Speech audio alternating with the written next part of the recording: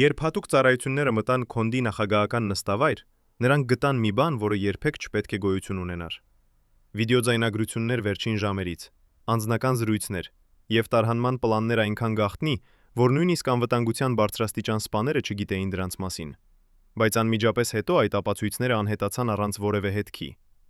Ով վերցրեց դրանք։ Եվ ավելի կարևոր, ինչ էին թաքցնում այդ ձայնագրությունները։ Փաստաթղթերի մի մասը այրված էր, մյուսները պատրված փոքր կտորների, իսկ մի քանիսը ընդհանրապես բացակայում էին, կարծես որ երբեք չեն եղել։ Անվտանգության սպաները, ովքեր տասնամյակներ ծառայել էին ընտանիքին, այժմ խոսում են առաջին անգամ։ Նրանք պահպանել էին լռությունը 35 տարի, բայց այն, ինչ նրանք տեսան այդ վերջին գիշերը, փոխեց ամեն ինչ։ Ինչու այդ փաստաթղթերը ոչնչացվեցին հենց մահվան օրը։ Ինչպես կարող էր մի ընտանիք, որը տասնամյակներ վերահսկում էր ամեն ինչ, այդքան արագ կորցնել իրենց իշխանությունը։ Երբ Ռիտա Ալեքսանդրի Սարգսյանը ծնվեց 1962 թվականի մարտի 6-ին Ստեփանակերտում, ոչ ոք չէր կարող պատկերացնել, որ այս աղջիկը կդառնա երկրի ամենազորեղ կնոջը։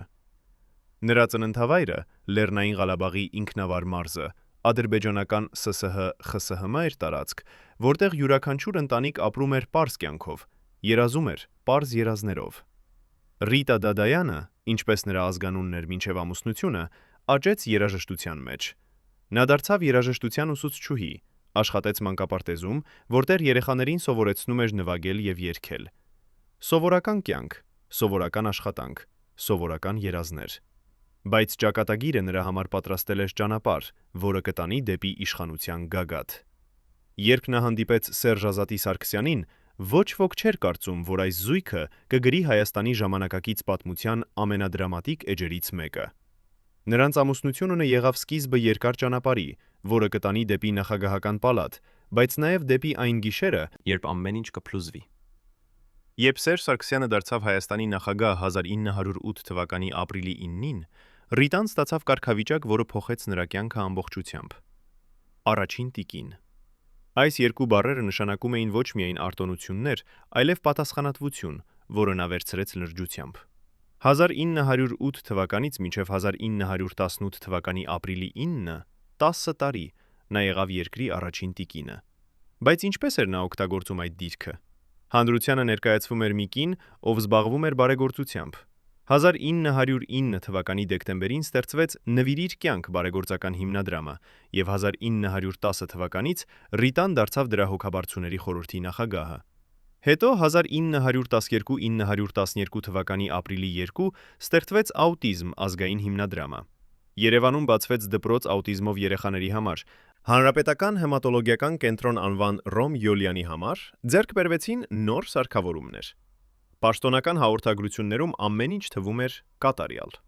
Բայց ինչպիսին էր իրականությունը այդ փայլուն ֆասադի հետևում։ Պատկերացրեք, որ դուք ապրում եք երկրում, որտեղ միջին աշխատավարձը կազմում է 250,000 դրամ ամսական։ Դուք աշխատում եք առավոտից երեկո, փորձում եք կերակրել ձեր ընտանիքին, վճարել հաշիվները, տալ երեխաներին կրթություն։ Եվ այդ ժամանակ դուք տեսնում եք լուրեր նախագահական ընտանիքի ճանապարհորդությունների, ընդունելությունների, միջոցառումների մասին։ Մի միջոցառում, որը տևում է մի երեկո,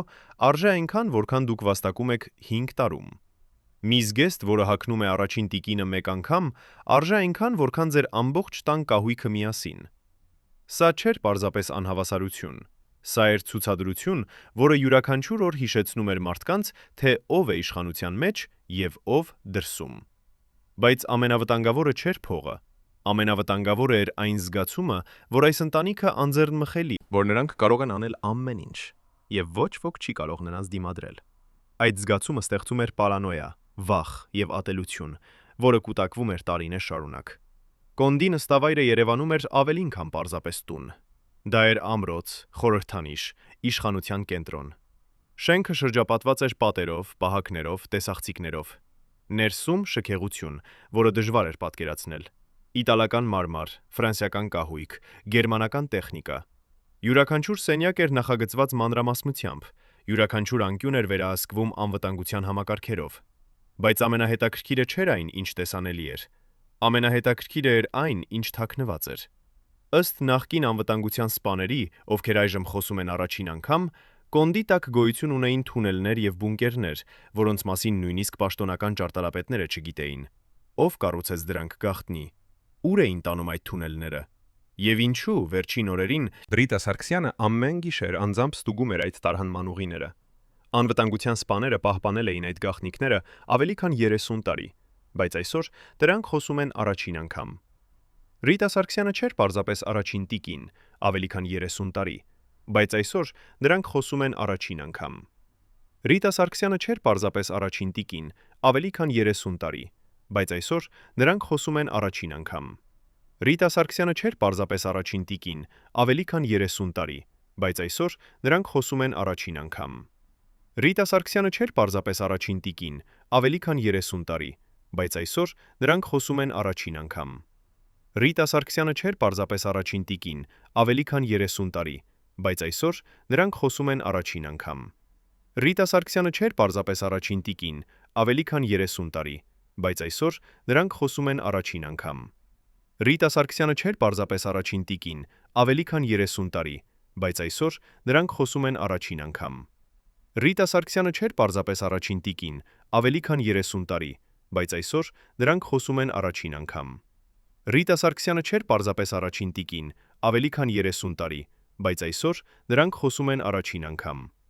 Ռիտա Սարգսյանը չէր պարզապես առաջին տիկին, ավելի քան 30 տարի, բայց այսօր նրանք խոսում են առաջին անգամ։ Ռիտա Սարգսյանը չէր պարզապես առաջին տիկին, ավելի քան 30 տարի, որոնք տեղի էին ունենում առավոտյան վաղ ժամերին, եւ որոշումների մասին, որոնք փոխում էին մարդկանց ճակատագիրը։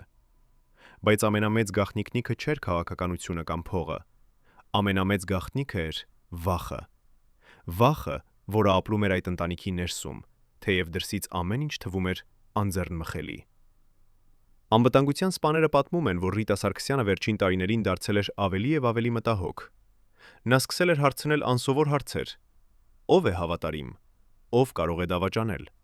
ինչպես կարելի է անվտանգ դուրս գալ, եթե ամեն ինչ փլուզվի։ Այդ հարցերը չէին պատահական, դրանք էին նշաններ, որ ինչ-որ բան փոխվում էր։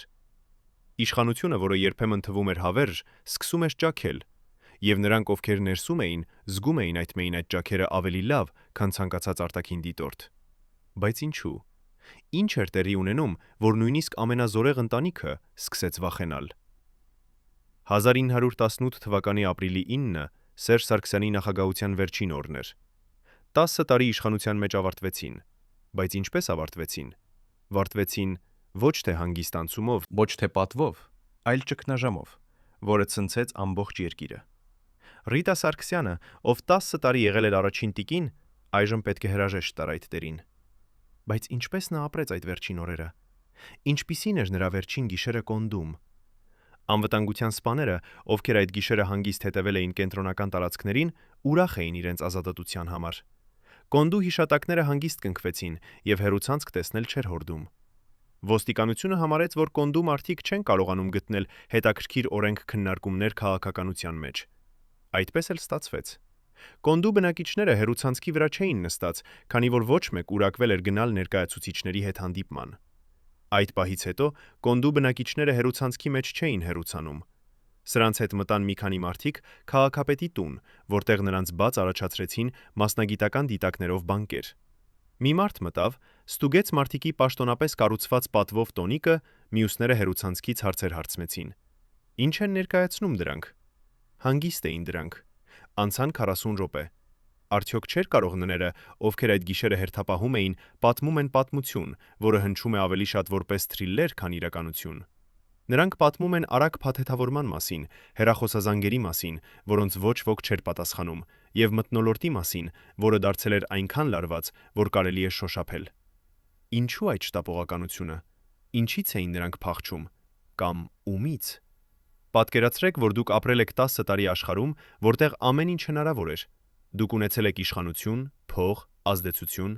մարդիկ ձեզ վախենում էին, հարգում էին կամ առնվազն ձևացնում էին, որ հարգում են։ Եվ հանկարծ մի գիշերում ամեն ինչ փոխվում է։ Հեռախոսները, որոնք միշտ պատասխանում էին, այժմ լռում են։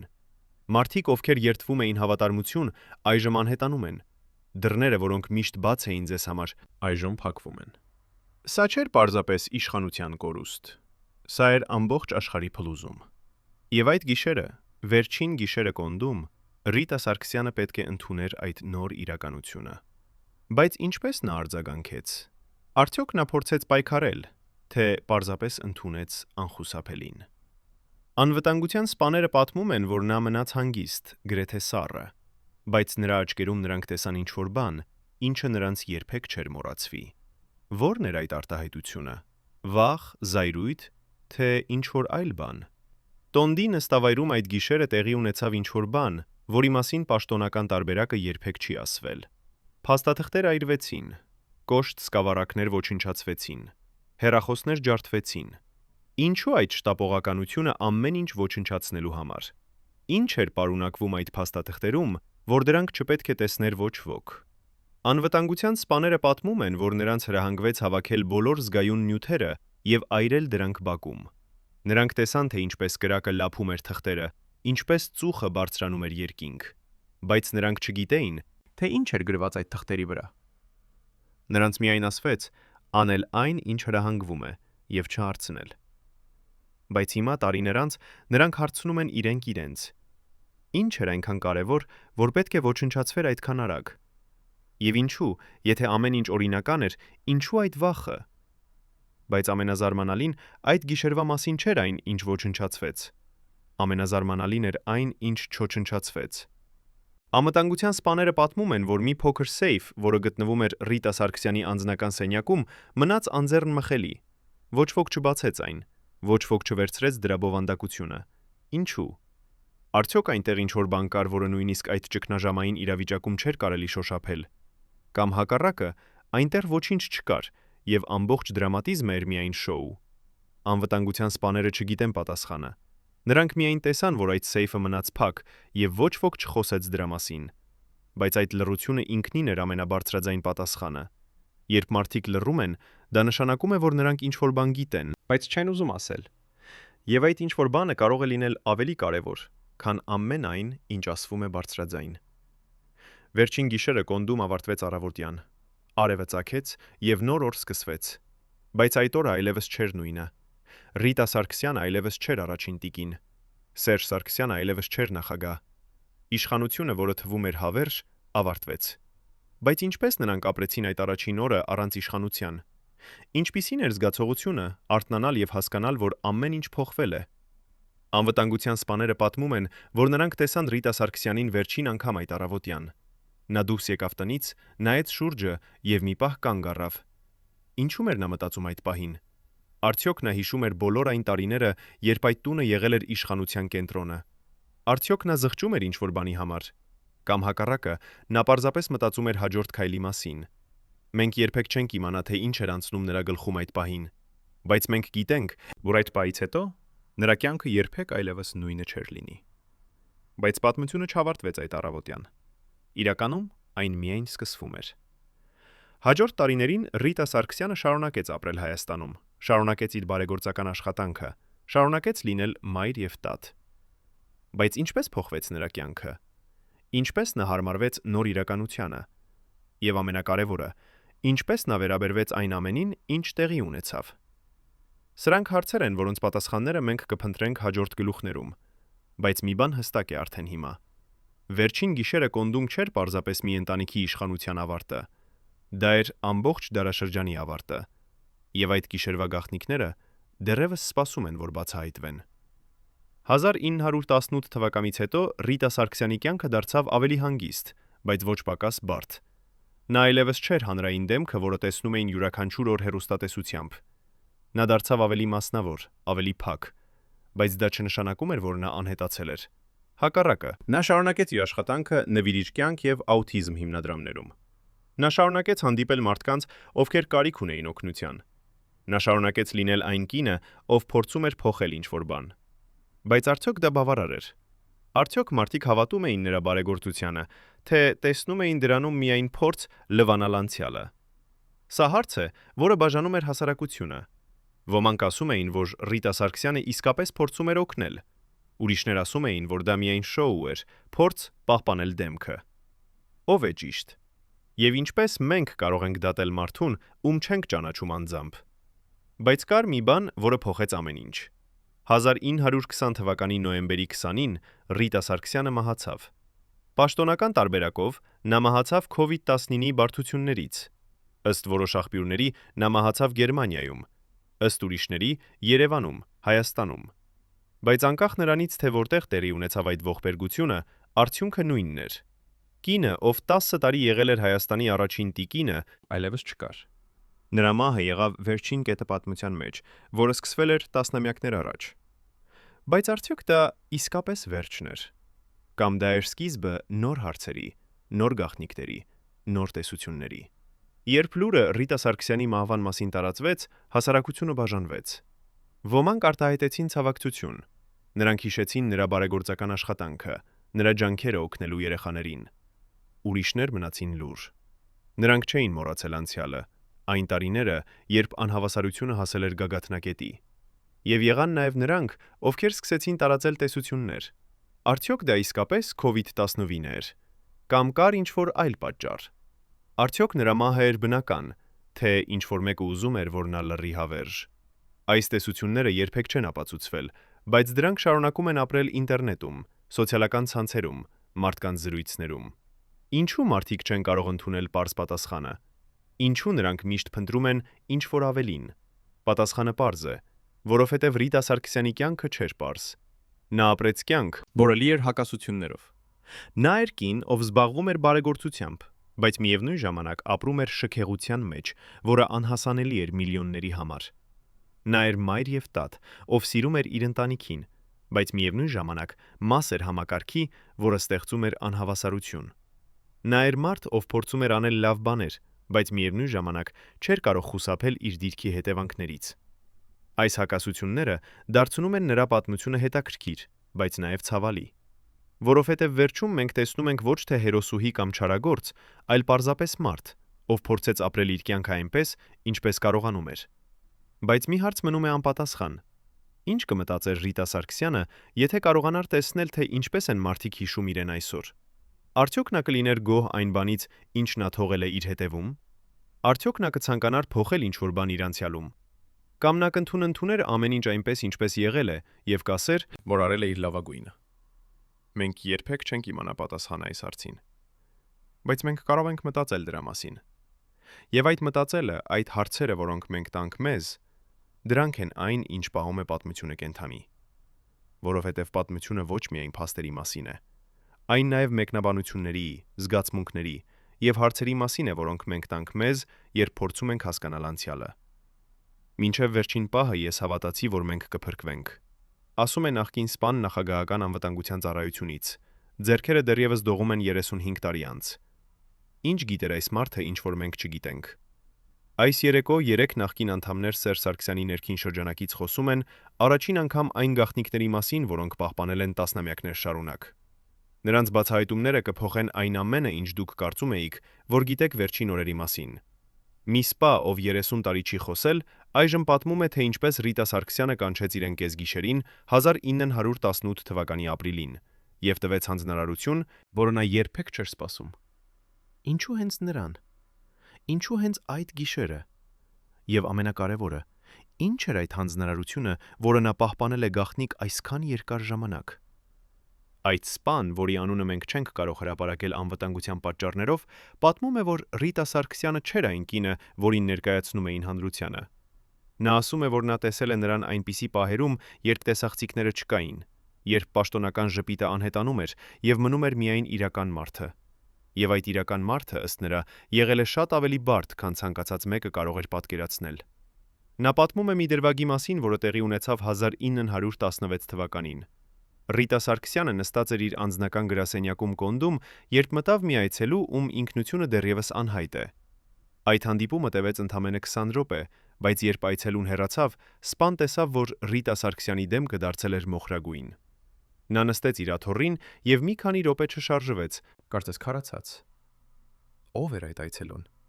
Ինչ նրան ասվեց այդ 20 րոպեում։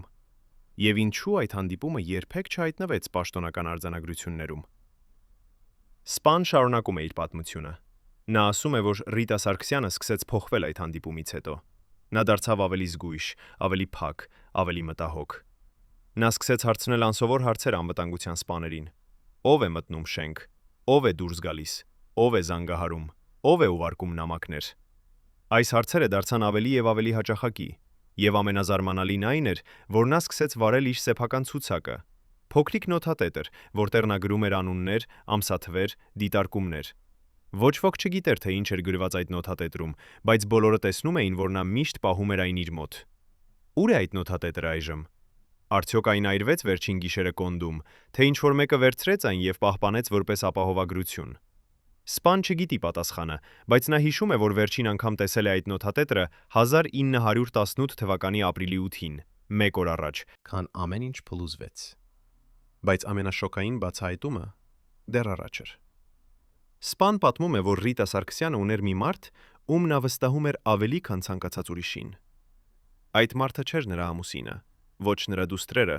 ոչ էլ նրա ամենամոտ խորհրդականները։ Այդ մարդը եղել է մեկը, ում անունը երբեք չի հնչել հանրային տարածքում, բայց ով եղել է ամենազորեղ ազդեցությունը նրա կյանքում։ Ո՞վ էր այդ մարդը։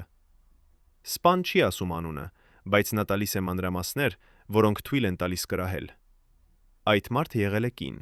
ավելի տարեց, քան Ռիտան, ով ապրում էր Երևանում, բայց ոչ Կոնդում։ Նա հանդիպում էր Ռիտա Սարգսյանի հետ կանոնավոր, բայց միշտ գաղտնի։ Նրանց հանդիպումները տեղի էին ունենում ոչ թե պալատում, այլ մասնավոր տներում, երբեմն նույնիսկ եկեղեցիներում։ Ինչ էին նրանք քննարկում այդ հանդիպումներում։ Արդյոք դա էր պարզապես ընկերություն, թե ինչ-որ ավելի խորը կապ։ Եվ ամենակարևորը, ուր է այդ կինը այժմ, եւ արդյոք նա պատրաստ է խոսել։ Երկրորդ սպան, ով նույնպես համաձայնել է խոսել անանուն, պատմում է այլ պատմություն։ Նա ասում է, որ Ռիտա Սարգսյանը ուներ սովորություն, որը շատերը գտնում էին տարօրինակ։ Ամեն օր, առավոտյան վաղ, նախքան արևածագը, նա դուրս էր գալիս պալատի բակ եւ քայլում էր մենակ։ Ոչ ոք չէր կարող մոտենալ նրան այդ ժամանակ։ Նույնիսկ անվտանգության սպաները պետք է պահպանեին հեռավորություն։ Նա քայլում էր շուրջ 30 րոպե, երբեմն ավելի, եւ այդ ժամանակ նա խոսում էր ինքն իր հետ։ Սպան չէր կարող լսել, թե ինչ էր նա ասում, բայց նա տեսնում էր, որ նրա շուրթերը շարժվում էին, նրա ձեռքերը ժեստեր էին անում։ Ինչ էր նա ասում այդ առավոտյան զրույցներում ինքն իր հետ։ Արդյոք նա աղոթում էր, թեև պաշտոնապես նա երբեք չէր ներկայացվել որպես կրոնական մարդ։ Կամ նա պարզապես մտածում էր բարձրաձայն, փորձելով լուծել խնդիրները, որոնք կուտակվում էին նրա գլխում։ Սպան չգիտի, բայց նա հիշում է, որ այդ առավոտյան քայլերքները դադարեցին 1918 թվականի մարտին։ Մի առավոտ Ռիտա Սարգսյանը պարզապես չդուրս եկավ, եւ այդ օրվանից սկսած նա երբեք այլևս չշարունակեց այդ սովորությունը։ Ինչու։ Ինչ փոխվեց այդ մարտին, որ նա հրաժարվեց իր ամենասիրելի ռիտուալից։ Երրորդ սպան, ամենատարեցը երեքից, պատմում է ամենաանսպասելի պատմությունը։ Նա ասում է, որ Ռիտա Սարգսյանը ուներ վախ, որը նա երբեք չէր ցույց տալիս հանրությանը։ Այդ վախը չէր քաղաքական, ոչ էլ անձնական։ Այդ վախը եղել է ինչ-որ ավելի խորը, ինչ-որ գերբնական։ Սպան պատմում է, որ 1917 թվականի աշնանը Ռիտա Սարգսյանը կանչեց մի կնոջ, ով հայտնի էր որպես նշանագետ։ Այդ կինը ապրում էր Լոռու մարզում, Լեռներում, եւ նրա մասին ասում էին, որ նա կարող է տեսնել ապագան։ Ռիտա Սարգսյանը հրավիրեց նրան Կոնդ, բայց ոչ պաշտոնապես։ Այդ այցը տեղի ունեցավ գիշերը, երբ պալատում գրեթե ոչ ոք չկար։ Նշանագետ կինը մնաց Ռիտա Սարգսյանի հետ մի ժամ, եւ երբ նա դուրս եկավ, սպան տեսավ, որ նրա դեմքը լուրջ էր, գրեթե սարսափած։ Ինչ ասաց այդ կինը Ռիտա Սարգսյանին։ Սպան չգիտի ճշգրիտ բառերը, բայց նա լսել է, որ նշանագետը նախազգուշացրել է մեծ փոփոխության մասին, որը գալու էր 1 տարվա ընթացքում։ Նա ասել է, որ այդ փոփոխությունը կլինի այնքան ուժեղ, որ ոչինչ չի կարող դրան դիմակայել։ Եվ նա ի խորհուրդ է տվել Ռիտա Սարգսյանին պատրաստվել, որովհետև ժամանակը սպառվում է։ Արդյոք Ռիտա Սարգսյանը հավատաց այդ նախազգուշացմանը։ Արդյոք դա էր պատճառը, որ նա սկսեց փոխել իր վարքագիծը։ Եվ ամենակարևորը, ուր է այդ նշանագետ կինը այժմ, եւ արդյոք նա հիշում է այդ գիշերը։ Այս 3 սպաների պատմությունները նկարում են պատկեր, որը շատ տարբերվում է պաշտոնական տարբերակից։ Նրանք ցույց են տալիս Ռիտա Սարգսյանին ոչ թե որպես պարզապես առաջին տիկին, ով ժպտում էր տոնական միջոցառումներին, այլ որպես կին, ով ապրում էր բարդ ներքին կյանքով, լի վախերով, հարցերով եւ գաղտնիքներով։ Նրանք ցույց են տալիս, որ նա գիտեր ինչ-որ բան, որը մենք չգիտենք։ Նա զգում էր ինչ-որ բան, որը գալիս էր, եւ նա փորձում էր պատրաստվել, թեև վերջում ոչինչ չէր կարող նրան պատրաստել այն ամենի համար, ինչ տեղի ունեցավ։ Բայց արդյոք այս պատմությունները ճշմարիտ են։ Արդյոք մենք կարող ենք վստահել այս սպաներին, ովքեր խոսում են տասնամյակներ անց։ Կամ նրանք պարզապես ստեղծում են լեգենդներ, փորձելով տալ իմաստ այն ամենին, ինչ տեղի ունեցավ։ Դուք ինչ եք կարծում։ Արդյոք Ռիտա Սարգսյանը իսկապես տեսավ իր ապագան, թե դա միայն պատահականություն էր, որ ամեն ինչ տեղի ունեցավ այնպես, ինչպես տեղի ունեցավ։ Ինչ է տեղի ունենում, երբ Ռիտա Սարգսյանը ունի գլխացավ։ Անձնական բժիշկը գաղտնի կանչվում է պալատ։ Ոչ մի ախտորոշում չի հասնում պաշտոնական փաստաթղթերին, բայց անվտանգության ծառայության արխիվները պահպանում են ցուցակ այն դեղամիջոցների, որոնք պատվիրվել են առաջին տիկնու համար։ Այդ ցուցակը բացահայտում է հիվանդություն, որը Ռիտա Սարգսյանը թաքցրել է հայ ժողովրդից տասնամյակներ շարունակ։ Այս ֆիլմում դուք կտեսնեք բժշկական ապացույցները, որոնք փոխում են այն ամենը, ինչ դուք գիտեիք վերջին տարիների մասին։ Փաստաթղթերը, որոնք մենք ստացել ենք նախկին բժշկական անձնակազմից, ցույց են տալիս, որ Ռիտա Սարգսյանը տառապում էր քրոնիկ հիվանդությունից, որը սկսվել է դեռևս 1912 թվականին։ Այդ հիվանդությունը չէր մահացու, բայց այն պահանջում էր մշտական բուժում եւ հսկողություն։ Ինչու այդ հիվանդությունը պահվեց գաղտնի։ Ինչու նույնիսկ մոտ ընկերները չգիտեին դրա մասին։ Եվ ամենակարևորը, ինչպես այդ հիվանդությունը ազդեց նրա որոշումների վրա վերջին տարիներին։ Նախկին բժիշկը, ով աշխատել է նախագահական բժշկական ծառայությունում, պատմում է, որ Ռիտա Սարգսյանը եղել է շատ կարգապահ հիվանդ։ Նա միշտ ընդունում էր իր դեղերը ժամանակին, միշտ գալիս էր ստուգումների, միշտ հետևում էր բժշկի հանձնարարություններին։ Բայց կար մի բան, որը նրան անհանգստացնում էր։ Ռիտա Սարգսյանը միշտ հարցնում էր նույն հարցը. «Որքան ժամանակ ես ունեմ»։ Բժիշկը միշտ պատասխանում էր, որ եթե նա շարունակի բուժումը, նա կարող է ապրել երկար եւ առողջ կյանք։ Բայց Ռիտա Սարգսյանը չէր գոհանում այդ պատասխանից։ Նա ուզում էր ճշգրիտ թվեր։ Բժիշկը չգիտի պատասխանը, բայց նա հիշում, որ այդ հարցերը դարձան ավելի հաճախակի 1917 թվականից սկսած։ Բժշկական արխիվները, որոնք մենք ստացել ենք, ցույց են տալիս նաև այլ հետաքրքիր մանրամասներ։ Ռիտա Սարգսյանը պատվիրել է դեղամիջոցներ, որոնք սովորաբար օգտագործում են սթրեսի եւ անհանգստության բուժման համար։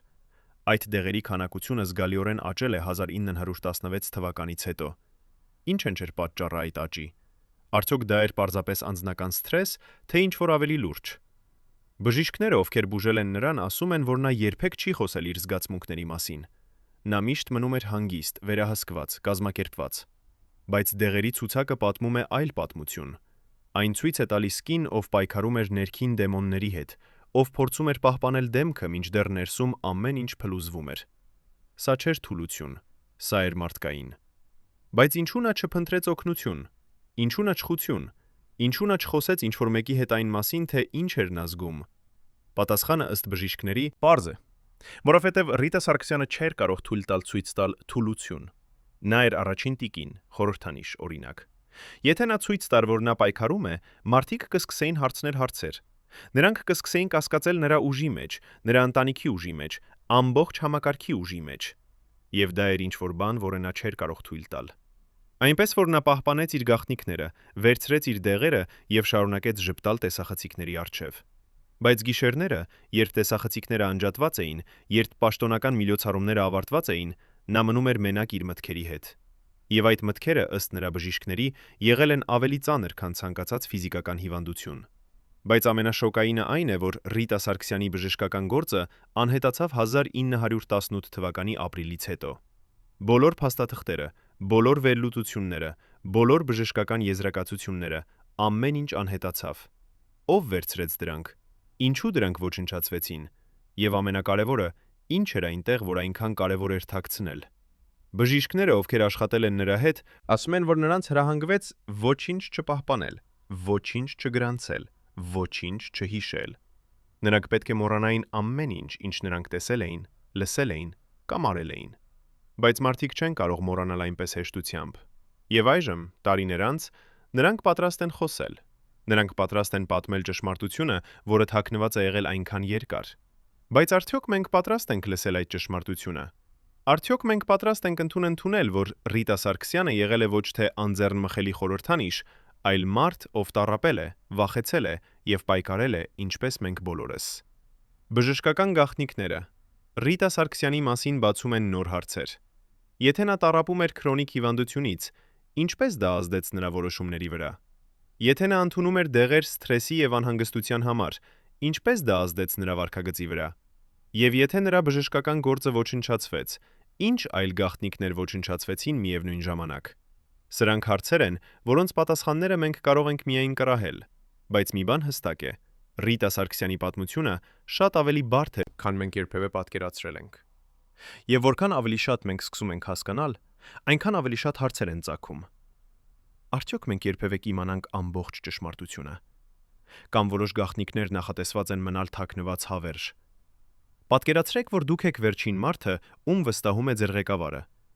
Դուք գիտեք յուրաքանչյուր գաղտնիք, յուրաքանչյուր պլան, յուրաքանչյուր թաքնված թունել Երևանի տակ։ Հիմա պատկերացրեք, որ դուք պետք է ընտրեք՝ պահպանել ձեր հավատարմությունը կամ փրկել ձեր կյանքը։ 1989 թվականի ապրիլի 22-ին այս մարդիկ կատարեցին ընտրություն, որը փոխեց Հայաստանի պատմությունը։ Ինչ նրանց ստիպեց դավաճանել իրենց գերագույն ղեկավարին։ Ով էր այդ մարդը, ով առաջինը կոտրեց լռությունը։ Եվ ամենակարևորը, ինչպես Ռիտա Սարգսյանը արձագանքեց, երբ հասկացավ, որ նրան դավաճանել են։ Նախկին անվտանգության սպաները պատմում են պատմություն, որը սարսափելի է իր պարզությամբ։ Նրանք պատմում են մարդու մասին, ով տասնամյակներ ծառայել է ընտանիքին, ով գիտեր ամեն ինչ, եւ ով վերջում դարձավ այն մարդը, որը կործանեց ամեն ինչ։ Ով էր այդ մարդը։ Ինչու նա արեց այն, ինչ արեց։ Եվ ուր է նա այժմ։ Այդ մարդու անունը մենք չենք կարող հրապարակել իրավական պատճառներով, բայց մենք կարող ենք պատմել նրա պատմությունը։ Նա եղել է մարդ, ով սկսել է աշխատել Սերժ Սարգսյանի անվտանգության ծառայությունում դեռևս 1990-ականների սկզբին։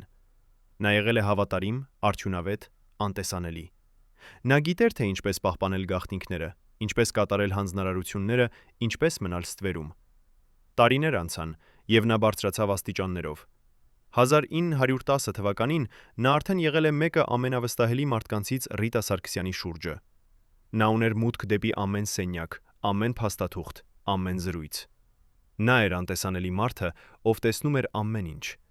Բայց ինչ որ բան փոխվեց 1916 թվականին։ Ինչու հենց այդ տարին։ Ինչ տեղի ունեցավ, որ հավատարիմ ծառան սկսեց մտածել դավաճանության մասին։ Ըստ նախկին գործընկերների, այդ մարդը սկսեց փոխվել 1916 թվականի ամռանը։ Նա դարձավ ավելի լուռ, ավելի մտածված, ավելի հեռավոր։ Նա սկսեց հարցնել հարցեր, որոնք նախկինում երբեք չէր հարցնում։ Ինչու մենք անում ենք սա։ Ում համար մենք աշխատում ենք։ Ինչ կլինի, եթե ամեն ինչ փլուզվի։ Այս հարցերը անհանգստացնում էին նրա գործընկերներին։ Նրանք սկսեցին զգուշանալ նրանից, խուսափել նրանից, չվստահել նրան։ Բայց ոչ ոք չասաց ոչինչ ղեկավարությանը։ Ինչու։ Որովհետև նրանք վախենում էին։ Նրանք վախենում էին, որ եթե նրանք խոսեն, նրանք ինքնը կդադառնան կասկածելի։ Այնպես որ նրանք լռեցին, եւ այդ լռությունը թույլ տվեց այդ մարդուն շարունակել իր պլանը։ Բայց ինչ էր այդ պլանը։ Ըստ որոշ աղբյուրների այդ մարդը սկսել է կապվել արտաքին ուժերի հետ 1917 թվականի աշնանը։ Ով էին այդ ուժերը։ Ոմանք ասում են, որ դրանք եղել են քաղաքական ընդդիմադիրներ, ովքեր ուզում էին տապալել ռեժիմը։ Ուրիշներ ասում են, որ դրանք եղել են արմեն, որ դրանք եղել են արտասահմանյան ծառայություններ, ովքեր ուզում էին անկայունացնել երկիրը։ Եվ կան նաև նրանք, ովքեր ասում են, որ դրանք եղել են պարզապես բիզնեսմեններ, ովքեր ուզում էին վերցնել իշխանությունը իրենց ձեռքը։ Ճշմարտությունը հավանաբար ինչ որտեղ մեջտեղում է, բայց անկախ նրանից, թե ով էին այդ մարդիկը, արդյունքը նույնն էր։ Այդ հավատարիմ ծառան դարձավ դավաճան։ Եվ այդ դավաճանությունը սկսեց շղթայական ռեակցիա, որը վերջում տապալեց ամբողջ համակարգը։ Ամենահետաքրքիրը այն է, որ Ռիտա Սարգսյանը գիտեր դավաճանության մասին։ Ոչ թե կասկածում էր, ոչ թե վախենում էր, այլ գիտեր։ Ըստ նախկին անվտանգության սպաների, նա ստացել էր զեկույց այդ մարդու մասին 1918 թվականի փետրվարին։ Զեկույցը պարունակում էր ապացույցներ, որ այդ մարդը կապվում է արտաքին ուժերի հետ, որ նա փոխանցում է տեղեկություններ, որ նա պատրաստվում է ինչ-որ բանի։ Բայց Ռիտա Սարգսյանը ոչինչ չարեց։ Նա չձերբակալեց այդ մարդուն, չհեռացրեց նրան, նույնիսկ չհարցաքննեց նրան։ Ինչու։ Ըստ սպաներերի, որոնք տեսան այդ զեկույցը, Ռիտա Սարգսյանը ասաց մի բան, որը նրանք երբեք չեն մոռանա։ Նա ասաց. «Թող նա շարունակի։ Ես ուզում եմ տեսնել, թե որքան հեռու կգնա»։ Ինչ նշանակում էր այդ։ Արդյոք նա խաղում էր խաղ։ Արդյոք նա փորձում էր բացահայտել ամբողջ ցանցը, կամ նա պարզապես հրաժարվել էր պայքարելուց, գիտենալով, որ ամեն ինչ արդեն կորած է։ Պատասխանը հավանաբար երբեք չենք իմանա, բայց մենք գիտենք, որ այդ որոշումը եղավ ճակատագրական։ Երբ այդ դավաճանը շարունակեց իր աշխատանքը, նա հավաքեց ավելի ու ավելի շատ տեղեկություններ։ Նա ստեղծեց ցանց, որը ներառում էր ուրիշ անվտանգության սպաներ, պաշտոնյաներ, նույնիսկ ընտանիքի անդամներ։ Եվ երբ եկավ պահը, երբ ամեն ինչ պատրաստ էր, նա գործեց։ 1918 թվականի ապրիլի 22-ին նա եղավ այն մարդը, ով բացեց դռները, ով թույլ տվեց ցուցարարներին մտնել, ով ասաց անվտանգության սպաներին չկրակել։ Նա եղավ այն մարդը, ով փոխեց պատմությունը։ Բայց ինչով գնով։ Եվ արդյոք նա երբևէ զղջաց իր որոշման համար։ Այսօր այդ մարդը ապրում է անհայտ վայրում։ Ոմանք ասում են, որ նա արտերկրում է, ապահով եւ հարուստ։ Ուրիշներ ասում են, որ նա դեռ Հայաստանում է, թաքնված եւ վախեցած։ Եվ կան նաեւ նրանք, ովքեր ասում, որ նա մեռել է, սպանված նրանց կողմից, ում նա դավաճանեց։ Ճշմարտությունը անհայտ է, բայց մի բան հստակ է։ Այդ մարդու դավաճանությունը փոխեց Ռիտա Սարգսյանի կյանքը ամբողջությամբ։ Այն վերցրեց նրանից իշխանությունը, անվտանգությունը, ապագան։ Եվ թեև նա երբեք հանրային չխոսեց այդ դավաճանության մասին, նրա մոտակա մարդիկ ասում են, որ այն եղավ ամենամեծ ցավը նրա կյանքում։ Ոչ թե իշխանության կորուստը, ոչ թե հանրային նվաստացումը, այլ այն զգացումը, որ մարդը, ում նա վստահում էր, դավաճանեց նրան։ Արդյոք դուք կարող եք պատկերացնել այդ ցավը։ Արդյոք դուք կարող եք հասկանալ, թե ինչ է զգում մարդը, երբ նրա ամբողջ աշխարհը փլուզվում է ոչ թե թշնամիների, այլ ընկերների ձեռքով։ Պատկերացրեք, որ դուք եք 12 մարդանցից մեկը, ովքեր գիտեին ամեն ինչ Ռիտա Սարգսյանի մասին՝ յուրաքանչյուր բժշկական գաղտնիք, յուրաքանչյուր տարհանման պլան, յուրաքանչյուր թաքնված թունել Երևանի տակ։ Հիմա պատկերացրեք, որ դուք պետք է ընտրեք՝ պահպանել ձեր հավատարմությունը կամ փրկել ձեր կյանքը։ 1918 թվականի ապրիլի 22-ին այս 12 մարդիկ կատարեցին ընտրություն, որը փոխեց ամեն ինչ։ Նրանք չէին պարզապես անվտանգության սպաներ։ Նրանք էին ներքին շրջանակը, գաղտնի խումբը, որը գիտեր այն, ինչ ոչ ոք չպետք է իմանար։ Ինչ նրանց ստիպեց կոտրել երթումը։ Ով էր առաջինը, ով ասաց. «Ես այլևս չեմ կարող»։ Եվ ամենակարևորը, ինչպես Ռիտա Սարգսյանը հասկացավ, որ նրա ամենամոտ պաշտպանները դարձել են նրա ամենամեծ վտանգը։ Այս 12 մարդիկ հանդիպում էին ամեն երկուշաբթի առավոտյան ժամը 7-ին Կոնդի ստորգետնյա բունկերում։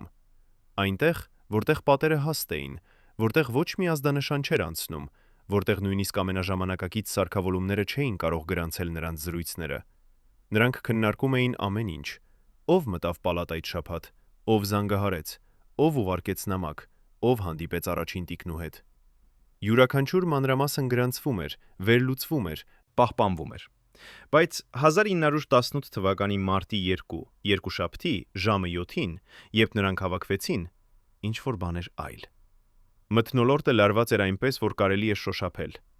Ով էր բացակայում այդ հանդիպումից։ Եվ ինչու մնացած 11-ը նայում էին միմյանց այնպես, կարծես առաջին անգամ տեսնում էին իրար։ Նախկին անդամը, ով համաձայնել է խոսել անանուն, պատմում է, որ այդ առավոտ նրանց ասվեց. «Խումբը լուծարվում է։ Ոչ մի բացատրություն, ոչ մի պատճառաբանություն, պարզապես հրաման»։ 12 տարի նրանք աշխատել էին միասին, պաշտպանել էին ամենախորը գաղտնիքները, եւ հանկարծ ամեն ինչ ավարտվեց։ Բայց ամենազարմանալին այն էր, որ հրամանը չեկավ Սերժ Սարգսյանից, այն եկավ Ռիտա Սարգսյանից։ Նա անձամբ մտավ այդ բունկեր, նայեց յուրաքանչյուր մարդու աչքերին եւ ասաց. «Ձեր ծառայությունը ավարտված է, դուք ազատ եք»։ Բայց այդ բառերը հնչեցին ոչ թե որպես ազատագրում, այլ որպես դատավճիռ։ Ինչու նա արեց սա։ Արդյոք նա գիտեր, որ նրանցից մեկը դավաճան է։ Կամ նա գիտեր, որ նրանք բոլորը դավաճաններ են։ Կամ ամենավատ տարբերակը, նա գիտեր, որ ժամանակը սպառվել է։ Եվ այլևս ոչ մի գաղտնի խումբ չէր կարող փրկել այն, ինչ գալիս էր։ Այդ 11 մարդիկ դուրս եկան բունկերից եւ երբեք այլևս չհանդիպեցին միասին։ Ոմանք հեռացան երկրից այդ շաբաթվա ընթացքում։ Ուրիշները մնացին, բայց փոխեցին իրենց ինքնությունները, իրենց հասցեները, իրենց կյանքերը։ Եվ մեկը, միայն մեկը, մնաց Կոնդում մինչև վերջ։ Ով էր այդ մարդը։ Ինչու նա չփախավ, երբ ուրիշները փախան։ Ըստ նախկին անդամի, այդ մարդը եղել է կինը, ով ամենաերկար ժամանակ տառայել էր Ռիտա Սարգսյանին։ Նա եղել է այնտեղ դեռևս 1990-ականների սկզբից, երբ Սերժ Սարգսյանը դեռ չէր նախագահ, երբ Կոնդը դեռ չէր դարձել ամրոց։ Նա տեսել էր ամեն ինչ՝ բարձրացումը, փառքը եւ հիմա անկումը։ Եվ նա որոշեց մնալ, որովհետև ինչպես նա ասաց իր գործընկերներին վերջին անգամ, ես չեմ կարող թողնել նրան մենակ այժմ։ Այդ հավատարմությունը արժեց նրան ամեն ինչ։ բայց դա էր նրա ընտրությունը։ Բայց ինչու Ռիտա Սարգսյանը լուծարեց գաղտնի խումբը հենց այդ պահին։ Պատասխանը գտնվում է փաստաթղթում, որը հայտնաբերվեց տարիներ անց։ Փաստաթուղթը, որը գրված էր Ռիտա Սարգսյանի ձեռքով, պարունակում էր ցուցակ 12 անունների։ Յուրաքանչյուր անվան կողքին կար նշում։ Ոմանց կողքին գրված էր վստահելի, ուրիշների կողքին կասկածելի, եւ մեկի կողքին, միայն մեկի, գրված էր վտանգավոր։ Ո՞վ էր այդ մարդը։ Եվ ինչու Ռիտա Սարգսյանը չձերբակալեց նրան անմիջապես։ Ըստ նախկին անդամի պատասխանը պարզ է, որովհետև եթե նա ձերբակալեր մեկին, ուրիշները կհասկանային, որ նրանց վստահելիությունը կասկածի տակ է, եւ այդ կստեղծեր պանիկա, որը կարող էր ավելի վտանգավոր լինել, քան մեկ դավաճանը։ Այնպես որ նա ընտրեց լուծարել ամբողջ խումբը, ազատել բոլորին եւ հույս ունենալ, որ դավաճանը կմտածի, որ նա խուսափել է։ Բայց արդյոք այդ պլանը աշխատեց։ Կամ դավաճանը հասկացավ, որ սա թակարդ է եւ շարունակեց իր աշխատանքը ավելի զգույշ, ավելի խորը, ավելի վտանգավոր։ Գաղտնի խմբի լուծարումը եղավ առաջին նշանը, որ Ռիտա Սարգսյանը գիտեր, վերջը մոտ է։ Բայց նա չէր միակը, ով գիտեր։ Ամբողջ կոնթը սկսեց փոխվել այդ մարտից սկսած։ Անվտանգության սպաները, ովքեր տասնամյակներ աշխատել էին միևնույն հերթափոխություններում, հանկարծ փոխվեցին։ Նոր դեմքեր հայտնվեցին, հին դեմքերը անհետացան։ Ո՞վ էր կազմակերպում այդ փոփոխությունները։ Եվ ամենակարևորը, ինչու ոչ ոք չէր հարցնում հարցեր։ Պատասխանը ըստ նախկին սպաների այն էր, որ բոլորը վախենում էին։ Նրանք տեսնում էին, որ ինչ-որ բան գալիս է, բայց ոչ ոք չգիտեր ինչ։ Եվ այդ անորոշությունը եղավ ամենավատ բանը, որովհետև երբ մարդիկ չգիտեն, թե ինչ է սպասվում, ոչինչ չի կարող լինել ավելի վատ, քան այդ անորոշությունը։ Նրանք սկսում են պատկերացնել ամենավատ սցենարները, եւ այդ սցենարները, ինչպես պարզվեց, եղան շատ ավելի մեղմ, քան իրականությունը։ Վերջին շաբաթներին Կոնդում Ռիտա Սարգսյանը դարձավ ուրվական։ Նա այլևս չէր ներկայանում պաշտոնական միջոցառումներին։ Նա այլևս չէր տալիս հարցազրույցներ։ Նա այլևս չէր ժպտում տեսախցիկների առջև։ Նա մնում էր Կոնդում, իր սենյակներում, իր մտքերի հետ։ Բայց նա չէր անգործ։ Ըստ սպաների, ովքեր հերթապահում էին այդ շաբաթներին, նա աշխատում էր գիշեր ու ցերեկ։ Նա հանդիպում էր մարդկանց, ում անուններն անհայտ են։ Նա ստորագրում էր փաստաթղթեր, որոնց բովանդակությունը գաղտնի է։ Նա զանգահարում էր հեռախոսներով, որոնք չէին գրանցված։ Ինչ էր նա անում։ Արդյոք նա պատրաստվում էր վերջին ճակատամարտին, կամ նա պարզապես փորձում էր պահպանել այն, ինչ դեռ կարելի էր պահպանել։ Կամ ամենահավանական տարբերակը, նա փորձում էր ապահովել, որ որոշ գաղտնիքներ երբեք չբացահայտվեն։ Մի գիշեր, ըստ սպայի, ով հերթապահում էր Ռիտա Սարգսյանի սենյակի դռան մոտ, նա լսեց ձայներ։ Ոչ թե զրույց, այլ ինչ-որ այլ բան։ Կարծես, որ ինչ-որ մեկը լաց էր լինում։ Սպան մոտեցավ դռանը, փորձեց լսել ավելի լավ։ Այո, դա լաց էր, բայց ոչ թե բարձրաձայն, ոչ թե հիստերիկ, այլ լուռ, խորը, սրտաճմլիկ։ Սպան չգիտեր, թե ինչ անել։ Արդյոք նա պետք է մտներ, հարցներ, արդյոք ամեն ինչ կարգին է, կամ նա պետք է մնար դրսում, պահպաներ հեռավորությունը, հարգեր մասնավորությունը։ Նա ընտրեց երկրորդը։ Նա մնաց դրսում, լսեց այդ լացը մոտ 10 րոպե, մինչև այն դադարեց։ Հետո լռություն։ Եվ հետո, մի քանի րոպե անց, դուռը բացվեց։ Ռիտա Սարգսյանը դուրս եկավ։ Նրա դեմքը չոր էր, նրա աչքերը հանգիստ էին, նրա ձայնը ուժեղ էր։ Նա նայեց սպային եւ ասաց. ամեն ինչ կարգին է։ Շարունակիր քո աշխատանքը։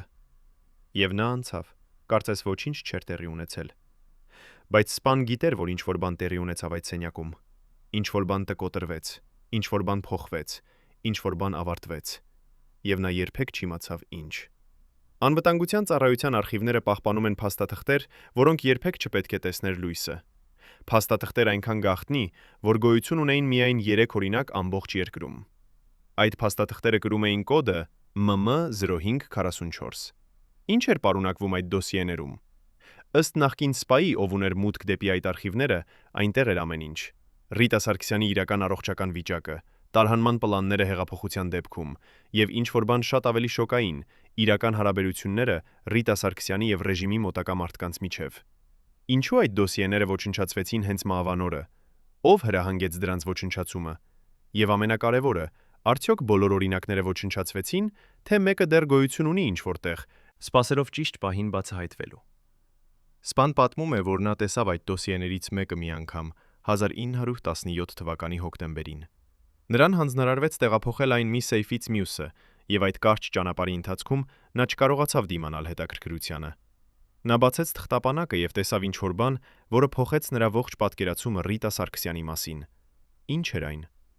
Սպան չի ուզում ասել մանրամասները, բայց նա ասում է, որ այն էր բժշկական եզրակացություն, որը ցույց էր տալիս, որ Ռիտա Սարգսյանի առողջությունը շատ ավելի վատ էր, քան ցանկացած մեկը գիտեր։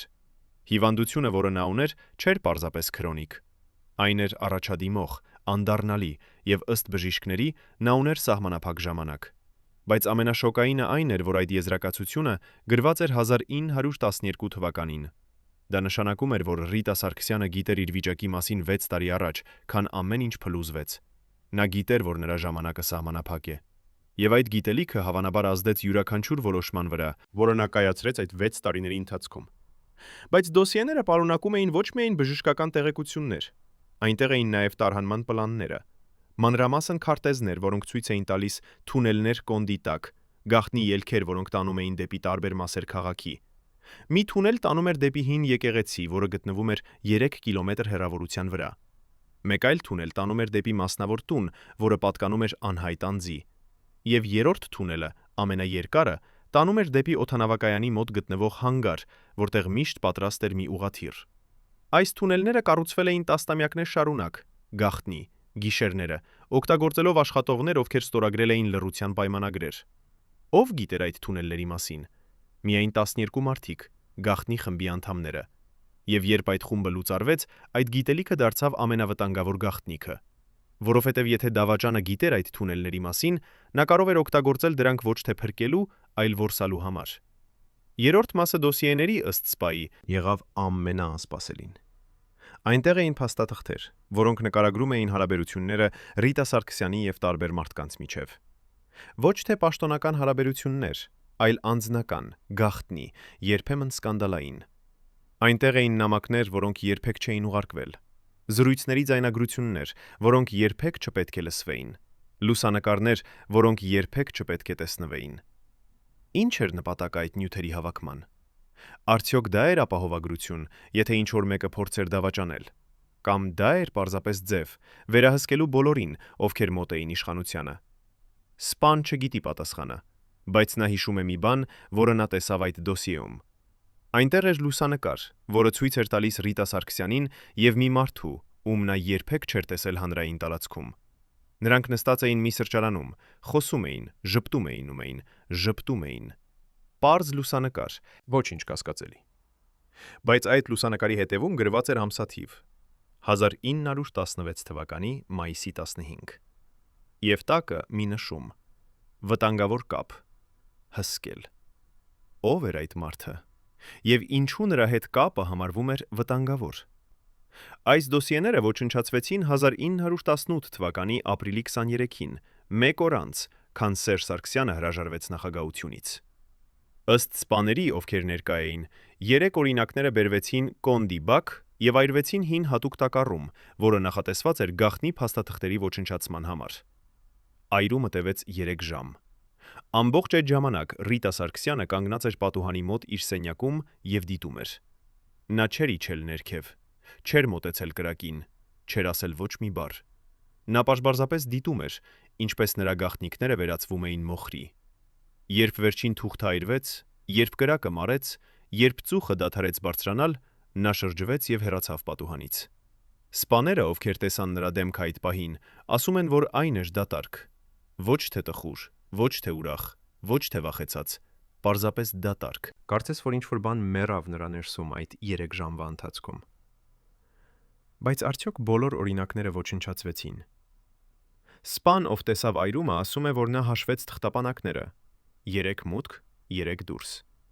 Ամեն ինչ համապատասխանում էր։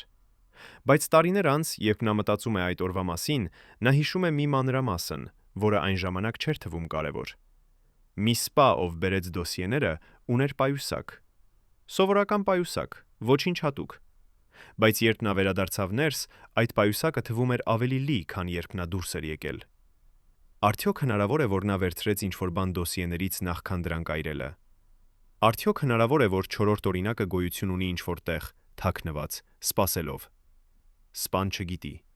Բայց նա ասում է, որ եթե այդ 4-րդ օրինակը գոյություն ունի, եւ եթե այն երբևէ հրապարակվի, Այն կփոխի ամեն ինչ, ինչ մենք կարծում ենք, որ գիտենք Ռիտա Սարգսյանի եւ նրա ընտանիքի մասին։ Արխիվների ոչնչացումը եղավ վերջին քայլը երկար պատրաստության մեջ։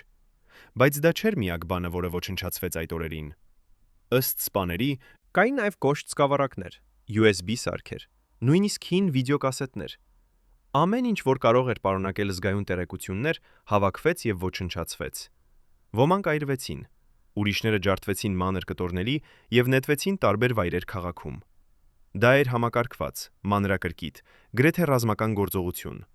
Ով պլանավորեց այդ ամենը։ Ով համակարգեց այդ գործողությունները։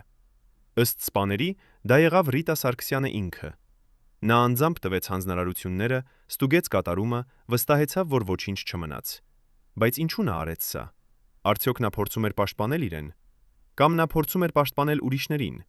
Կամ նա պարզապես ուզում էր, որ որոշ ճշմարտություններ երբեք չբացահայտվեն։ Մենք երբեք չենք իմանա ճշգրիտ պատասխանը, բայց մենք գիտենք, որ այդ որոշումը եղավ մտածված, հաշվարկված եւ անդառնալի։ Արխիվների ոչնչացումից հետո Կոնդը դարձավ տարօրինակ լուր։ Սպաները, ովքեր աշխատում էին այնտեղ, ասում են, որ մթնոլորտը փոխվեց ամբողջությամբ։ Նախկինում այնտեղ միշտ կար որոշ աղմուկ, մարդիկ խոսում էին, հեռախոսներ զանգում էին, մեքենաներ մտնում եւ դուրս էին գալիս։ Բայց այդ օրերից հետո ամեն ինչ դարձավ լուր։ Կարծես որ շենքը դատարկ էր, թեև մարդիկ դեռ այնտեղ էին։ Ռիտա Սարգսյանը շարունակեց ապրել Կոնդում մի քանի ամիս այդ իրադարձություններից հետո, բայց նա դարձավ ավելի եւ ավելի մեկուսացած։ Նա այլևս չէր ընդունում այցելուներ, նա այլևս չէր դուրս գալիս բակ։ Նա մնում էր իր սենյակներում, եւ միակ մարդիկը, ովքեր տեսնում էին նրան, եղան նրա ամենամոտ ընտանիքի անդամները եւ մի քանի հավատարիմ սպաներ։ Ինչ էր նա անում այդ սենյակներում։ Ըստ սպաների նա կարդում էր, գրում էր, մտածում էր։ Բայց ինչի մասին։ Արդյոք նա գրում էր հուշագրություններ, որոնք երբեք չեն հրապարակվի, կամ նա պարզապես փորձում էր հասկանալ, թե ինչպես ամեն ինչ եկավ այս կետին։ Մենք երբեք չենք իմանա։ Բայց մենք գիտենք, որ այդ վերջին ամիսները Կոնդում եղան ամենածանր ամիսները նրա կյանքում։ Եվ երբ նա վերջապես հեռացավ այնտեղից, նա երբեք չվերադարձավ։ Մի շաբաթ առաջ, քան նրա պատմությունը կավարտվեր, Ռիտա Սարգսյանը ուներ գաղտնի հանդիպում, որը երբեք չհայտնվեց պաշտոնական արձանագրություններում։ Մի արտասահմանյան ուղարկյալ ժամանեց գիշերը, անցավ մի ժամ նախագահական գրասենյակում եւ հեռացավ առանց ողջույնի։ Վկաները ասում են, որ այդ զրույցից հետո առաջին տիկինը դուրս եկավ գրասենյակից մոխրագույն դեմքով։ Ինչ նրան ասվեց այդ գիշերը։ Արդյոք նրան առաջարկվեց աքսոր, թե կարդացվեց վճիռը։ Ով էր այդ մարդը։ KGB-ի գործակալ, ԿՀՎ-ի ուղարկյալ, թե ինչ որ մեկը շատ ավելի հզոր։ Այդ հանդիպումը մնաց գաղտնիք տասնամյակներ շարունակ, բայց այժմ վկաները պատրաստ են խոսել։ Եվ այն, ինչ նրանք պատմում են, փոխում է ամեն ինչ, ինչ մենք կարծում էինք, որ գիտենք այդ վերջին օրերի մասին։ Սպան, ով հերթապահում էր այդ գիշերը, պատմում է, որ այցելուն ժամանեց ժամը 11-ին։ Նա չեկավ պաշտոնական մուտքով, այլ օգտագործեց մի կողային դուռ, որը սովորաբար փակ էր։ Նա չուներ ուղեկցորդ, չուներ պաշտոնական փաստաթղթեր, չուներ նույնիսկ անուն։ Սպաներին պարզապես ասվեց թույլ տալ նրան մտնել եւ չհարցնել հարցեր։ Այցելուն եղավ տղամարդ, մոտավորապես 50 տարեկան, բարձրահասակ, սև հագուստով։ Նա խոսեց ռուսերեն, բայց նրա արոգանությունը ցույց էր տալիս, որ դա չէր նրա մայրենի լեզուն։ Նա մտավ Ռիտա Սարգսյանի գրասենյակ։ Դուռը փակվեց, եւ հաջորդ 1 ժամվա ընթացքում ոչ ոք չլսեց ոչ մի ձայն։ Սպաները կանգնած էին դրսում, սպասում էին, մտահոգվում էին։ Ինչ էր տեղի ունենում այնտեղ։ Ինչու այդ հանդիպումը այնքան գաղտնի էր։ Եվ ամենակարևորը, ինչու Սերժ Սարգսյանը չէր ներկա այդ հանդիպումում։ Երբ դուռը վերջապես բացվեց, այցելուն դուրս եկավ առաջինը։ Նրա դեմքը էր անարտահայտիչ, նրա քայլերը արագ։ Նա չնայեց սպաներին, չասաց ոչ մի բառ, պարզապես անցավ եւ հեռացավ այնպես, ինչպես եկել էր։ Մի քանի րոպե անց Ռիտա Սարգսյանը նույնպես դուրս եկավ։ Սպան, ով տեսավ նրան, ասում է, որ նա երբեք չէր տեսել նրան այդպիսի վիճակում։ Նրա դեմքը չէր պարզապես գունատ, այն էր գրեթե սպիտակ։ Նրա ձեռքերը դողում էին, նրա շնչառությունը արագ։ Նա փորձեց քայլել, բայց նրա ոտքերը տատանվեցին, եւ սպան անմիջապես վազեց օգնելու։ Նա բռնեց նրա թևից, օգնեց նրան հասնել մոտակա աթոռին։ Ռիտա Սարգսյանը նստեց, փակեց աչքերը եւ մի քանի րոպե չշարժվեց։ Սպան հարցրեց. Արդյոք պետք է կանչել բժիշկ։ Նա բացեց աչքերը, նայեց սպային եւ ասաց. Ոչ, ես կարգին եմ, պարզապես տուր ինձ մի րոպե։ Նրանք նստեցին լռության մեջ մոտ 5 րոպե։ Հետո Ռիտա Սարգսյանը կանգնեց, շնորհակալություն հայտնեց սպային եւ գնաց իր սենյակ։ Բայց նախքան հեռանալը նա շրջվեց եւ ասաց ինչ-որ բան, որը սպան երբեք չի մոռանա։ Նա ասաց. «Երբեմն ճշմարտությունը ավելի վատ է, քան ցանկացած սուտ»։ Ինչ նշանակում էր այդ։ Ինչ ճշմարտություն իմացավ Ռիտա Սարգսյանը այդ հանդիպումից։ Սպան չգիտի, բայց նա ունի իր տեսությունը։ Նա կարծում է, որ այդ այցելուն եկավ ասելու Ռիտա Սարգսյանին, որ նրա ժամանակը սպառվել է։ Ոչ թե փոխաբերական իմաստով, այլ բառացիորեն։ Նա կարծում է, որ այդ մարդը բերեց լուր, որը Ռիտա Սարգսյանը չէր ուզում լսել, բայց պետք է լսեր։ Եվ այդ լուրը փոխեց ամեն ինչ։ Այն բացատրում է, թե ինչու նա դարձավ այնքան մեկուսացած հաջորդ շաբաթներին։ Այն բացատրում է, թե ինչու նա ոչնչացրեց արխիվները այնքան արագ։ Եվ այն բացատրում է, թե ինչու նա վերջապես հրաժարվեց պայքարելուց եւ ընդունեց անխուսափելին։ Բայց սա միայն տեսություն է։ Ճշմարտությունը, հավանաբար, շատ ավելի բարդ է։ Այլ սպաներ, ովքեր աշխատում էին Կոնդում այդ ժամանակ, ունեն տարբեր տեսություններ։ Ոմանք ասում են, որ այցելուն եղավ արտասահմանյան հետախուզական ծառայության ներկայացուցիչ, ով եկավ նախազգուշացնելու Ռիտա Սարգսյանին, որ նրա անվտանգությունը վտանգի տակ է։ Ուրիշներ ասում են, որ նա եղավ դիվանագետ, ով եկավ առաջարկելու աքսոր փոխարեն դատավարության։ Եվ կան նաև նրանք, ովքեր ասում են, որ նա եղավ պարզապես հանցագործ, ով եկավ պահանջելու փող փոխարեն լռության։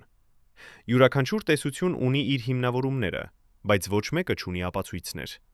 Միակ մարդը, ով դիտեր ճշմարտությունը, եղավ Ռիտա Սարգսյանը ինքը։ Եվ նա երբեք չխոսեց այդ հանդիպման մասին։ Նույնիսկ իր ամենամոտ ընտանիքի անդամներին նա չասաց, թե ինչ տեղի ունեցավ այդ գիշերը։ Այդ գաղտնիքը նա տարավ իր հետ։ Բայց կա մի մանրամասն, որը կարող է տալ հուշում։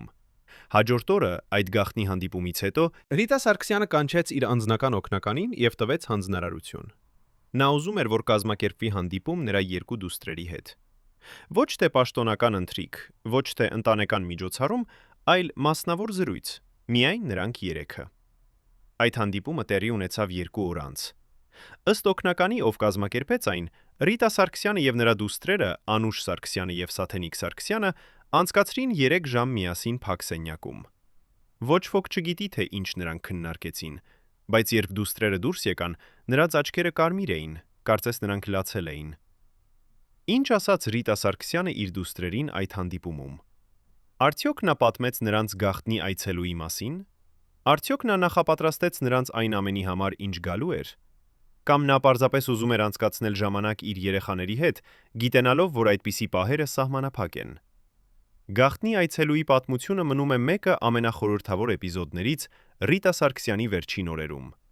Բայց այն ոչ միակն է։ Կան նաև այլ պատմություններ, որոնք դեռ չեն պատմվել, գաղտնիքներ, որոնք դեռ չեն բացահայտվել, հարցեր, որոնց դեռ չեն պատասխանել։ Եվ որքան ավելի շատ ժամանակ անցնում է, այնքան ավելի դժվար է դառնում գտնել ճշմարտությունը։ Վկաները ծերանում են, հիշողությունները մարում են, ապացույցները անհետանում են, բայց հարցերը մնում են։ Ո՞վ էր այդ գաղտնի այցելուն։ Ինչ նա ասաց Ռիտա Սարգսյանին։ Եվ ինչպես այդ հանդիպումը փոխեց նրա վերջին օրերը։ Սրանք հարցեր են, որոնց պատասխանները հավանաբար մնալու են գաղտնի քավերժ։ Բայց դա չի նշանակում, որ մենք պետք է դադարենք հարցնել, որովհետև յուրաքանչյուր հարց, որը մենք տանք, մեզ մի քայլ ավելի մոտ է բերում ճշմարտությանը։ Եվ թեև մենք երբեք չենք իմանա ամբողջ պատմությունը, մենք կարող ենք իմանալ բավականաչափ, հասկանալու թե ինչ իսկապես տեղի ունեցավ այդ վերջին օրերին։ Արդյոք դուք կարծում եք, որ գաղտնի այցելուն եկավ օգնելու Ռիտա Սարգսյանին, թե վնասելու նրան։ Արդյոք նա բերեց հույս, թե վախ։ Եվ ամենակարևորը, արդյոք այդ հանդիպումը փոխեց Ռիտա Սարգսյանի ճակատագիրը, թե այն պարզապես հաստատեց այն, ինչ նա արդեն գիտեր։ Սրանք հարցեր են, որոնց պատասխանները կախված են նրանից, թե ում եք հավատում, ինչ տեսություններ եք ընդունում եւ ինչ եք ուզում հավատալ։ Բայց մի բան հստակ է։ Այդ գիշերը, երբ գաղտնի այցելուն եկավ եւ գնաց, ինչ որ բան փոխվեց Ռիտա Սարգսյանի կյանքում։ Եվ այդ փոփոխությունը, անկախ նրանից, թե ինչ էր այն, ստարավ դեպի այն ամենը, ինչ տեղի ունեցավ հետո։ Պատմությունը, որը սկսվել էր տասնամյակներ առաջ, մոտենում էր իր ավարտին։ Եվ այդ գաղտնի հանդիպումը հավանաբար եղավ սկիզբը վերջի։ Առաջին անգամ 35 տարում այն մարդը, ով պատասխանատու էր Ռիտա Սարգսյանի անձնական անվտանգության համար, համաձայնում է խոսել տեսախցիկների առջև։ Այն, ինչ նա մեզ պատմում է վերջին շաբաթների մասին, կտապալի այն ամենը, ինչ դուք կարծում էիք, որ գիտեք։ Մասնավոր զրույցներից Ռիտա Սարգսյանի եւ նրա ամուսնու միջև, մինչև հուսահատ փախուստի պլանները, մինչև այն պահը, երբ նրանք հասկացան, որ ամեն ինչ ավարտված է։ Բացառիկ վկայություն, որը ձեզ կպահի շնչախցանված։ Այս սպան տեսել է այն, ինչ ոչ ոք չպետք է տեսներ։ Նա լսել է զրույցներ, որոնք երբեք չպետք է լսվեին։ Եվ այժմ, 35 տարի անց, նա պատրաստ է բացահայտել ճշմարտությունը։ Նա պատմում է, թե ինչպես Ռիտա Սարգսյանը անցկացրեց իր վերջին գիշերը Կոնդում, ոչ թե որպես հպարտ առաջին տիկին, այլ որպես կին, ով հասկացել էր, որ նրա աշխարհը փլուզվում է։ Նա պատմում է հեռախոսազանգերի մասին, որոնց ոչ ոք չպատասխանեց, փաստաթղթերի մասին, որոնք այրվեցին շտապով, եւ այն վերջին բառերի մասին, որոնք Ռիտա Սարգսյանը ասաց նախքան հեռանալը Կոնդից հավերժ։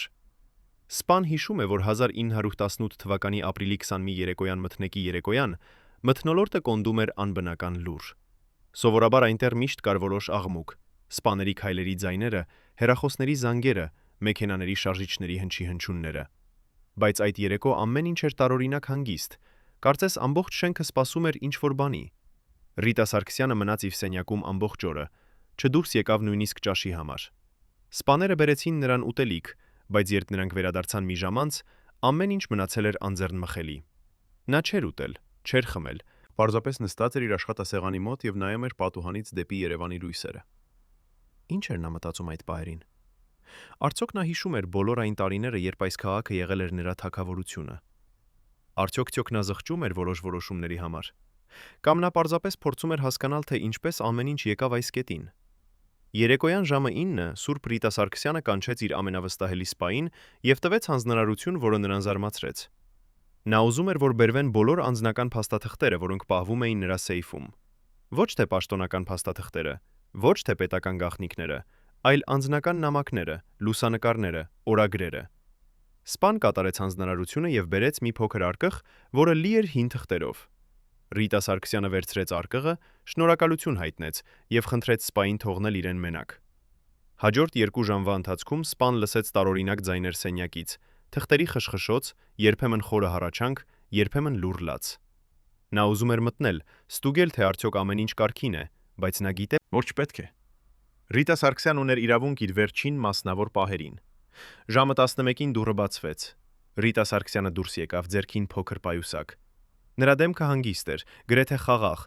բայց նրա աչքերը կարմիր էին։ Նա նայեց սպային եւ ասաց. «Ես պատրաստ եմ»։ «Պատրաստ ինչի համար»։ Սպան չհարցրեց։ Նա պարզապես ուղեկցեց նրան դեպի ստորգետնյա բունկերը, որտեղ սպասում էր մի փոքր խումբ՝ Սերժ Սարգսյանը, 2 դուստրերը եւ մի քանի ամենամոտ խորհրդականներ։ Այնտեղ, այդ ստորգետնյա սենյակում, որտեղ պատերը հաստ էին եւ ոչ մի ազդանշան չէր անցնում, նրանք անցկացրին իրենց վերջին ժամերը որպես իշխող ընտանիք։ Ինչ նրանք քննարկեցին այնտեղ։ Սպան չգիտի, որովհետև նրան հրահանգվեց մնալ դրսում,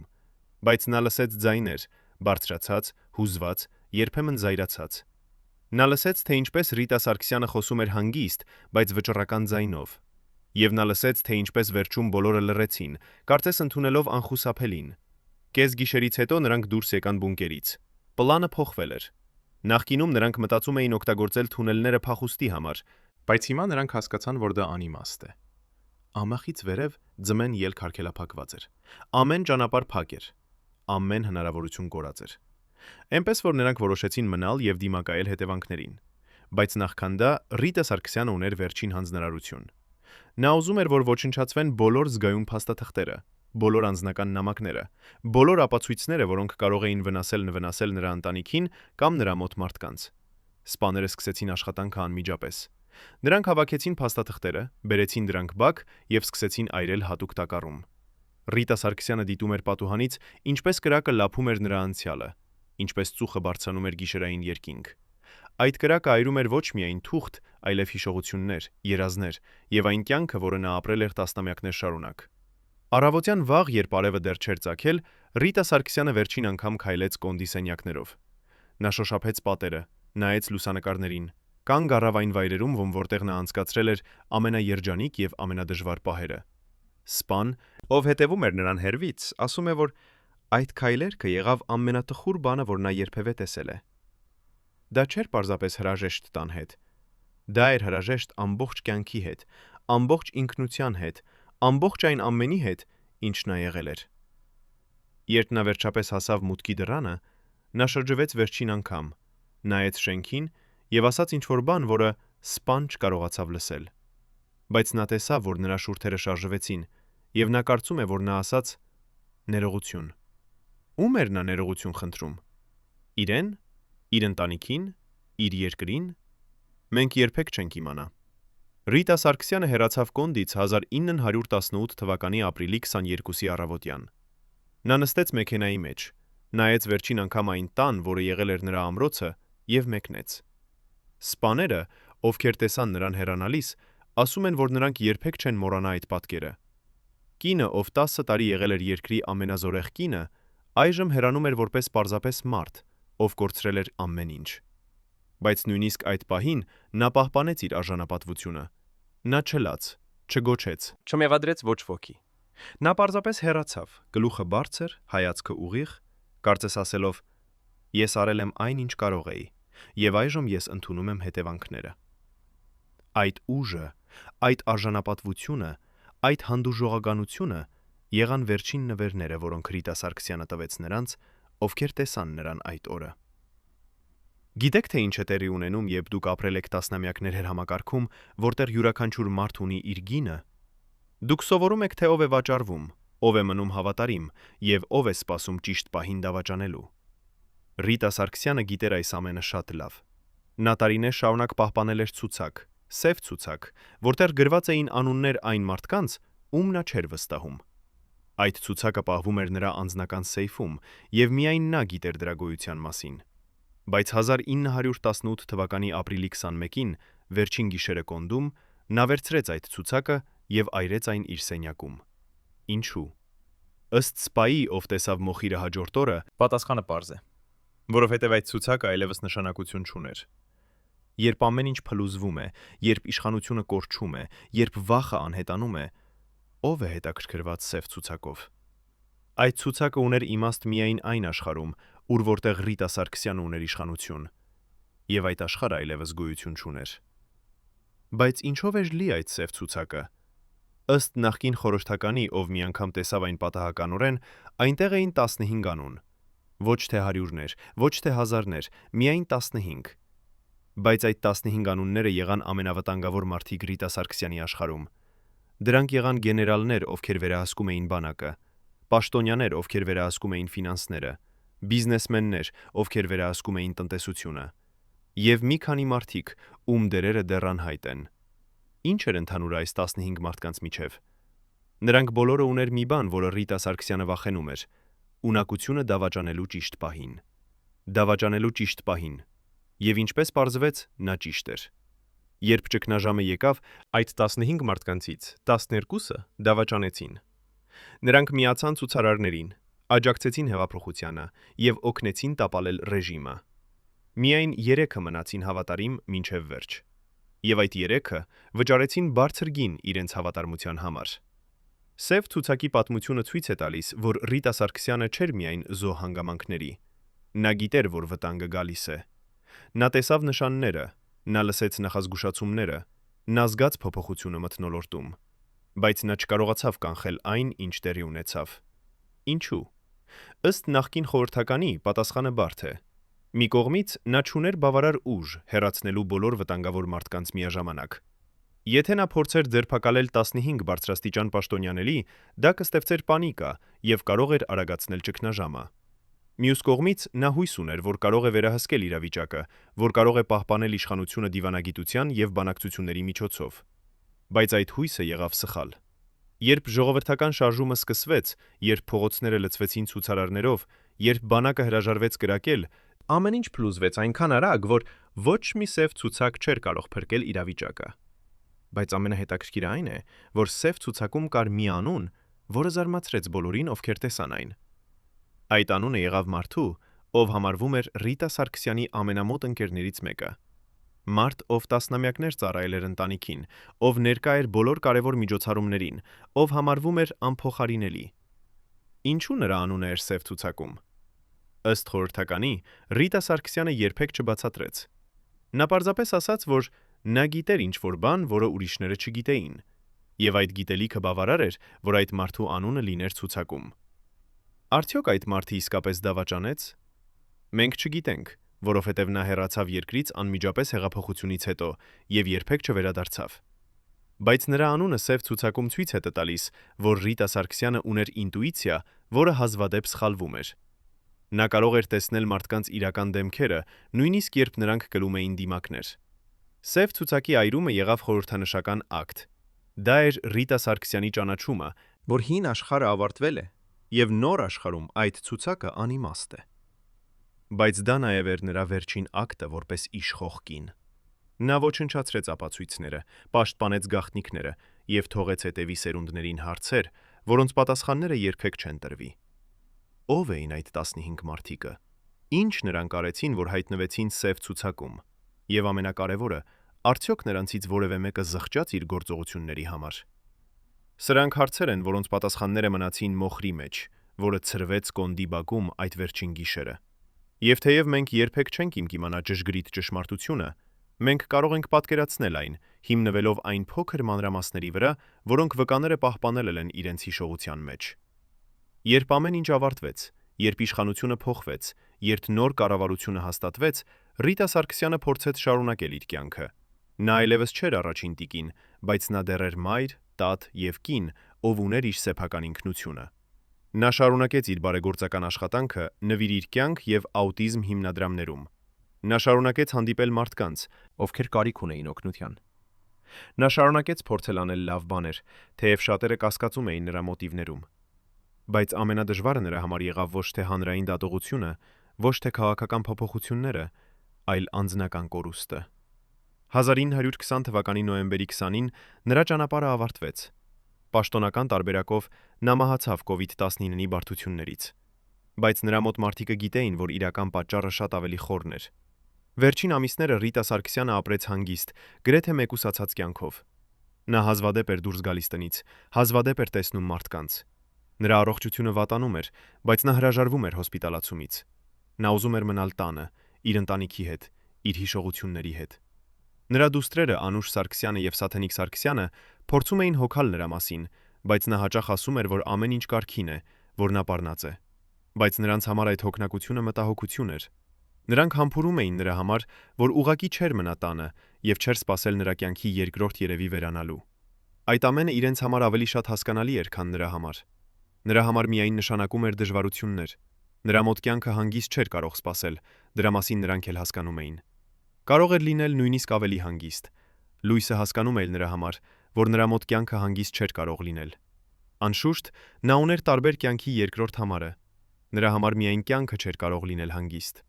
Եթե նայելու ենք նրա հետ ապրող մարդկանց գողություններին, նա կյանքի մեծ մասը պայքար էր կատարում։ Նրա մոտ կյանքը պայքարի մեջ էր։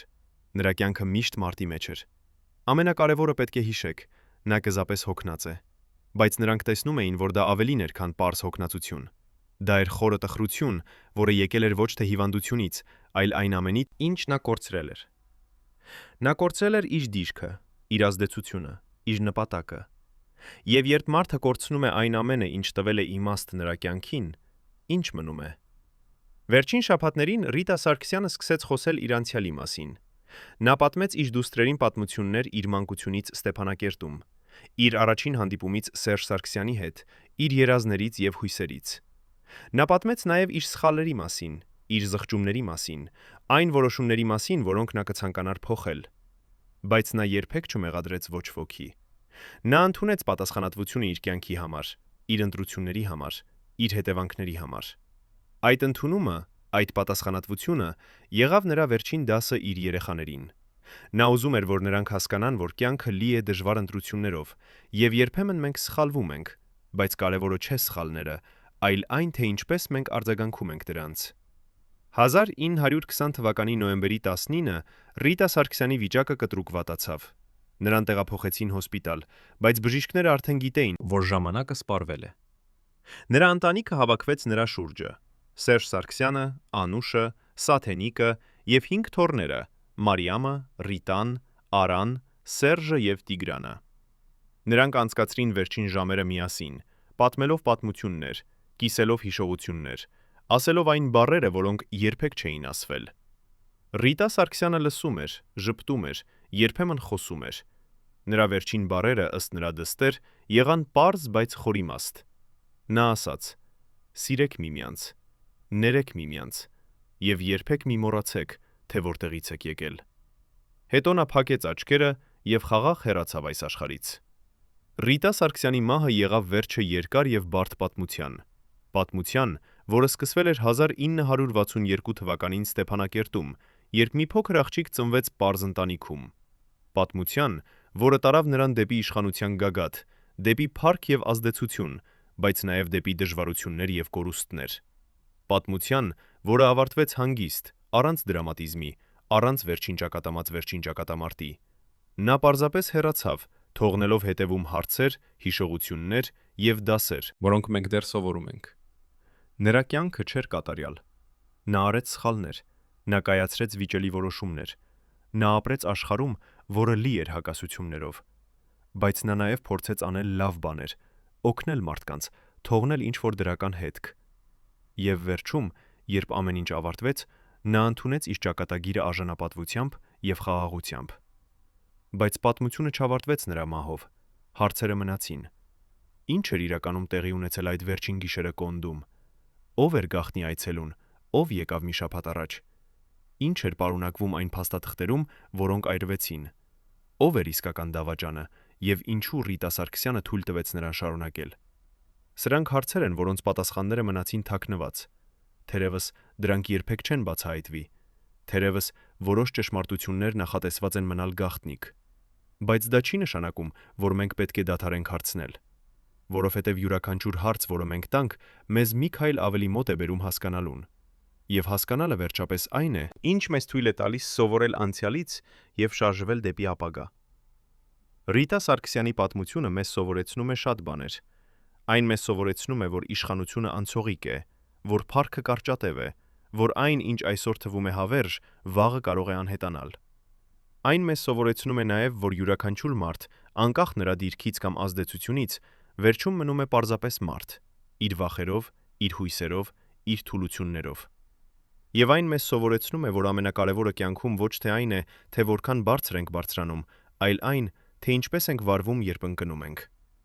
Ռիտա Սարգսյանը ընկավ բարձունքից, բայց նա ընկավ արժանապատվությամբ։